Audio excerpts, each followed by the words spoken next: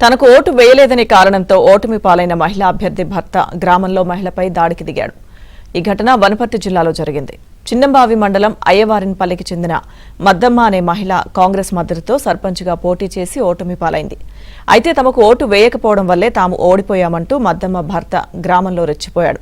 స్థానికంగా నివసిస్తున్న మహిళల ఇంటికి వెళ్లి దాడి చేశాడు. గాయాల పాలైన లక్ష్మిని కొల్లాపూర్ ప్రభుత్వ ఆసుపత్రికి తరలించి చికిత్స అందిస్తున్నారు.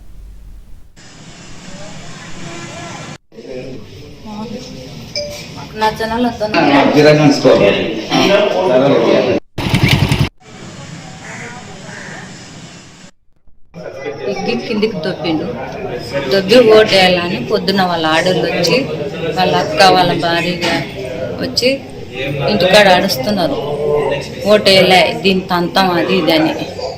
తంతం అంటే ఎవరిని తంతారు, ఎవరికి వేసినాం, ఓటు వేసినది ఏం చూసిరా మీరు అని నేను అన్నాక ఏలే కొట్టనీకి వచ్చింది.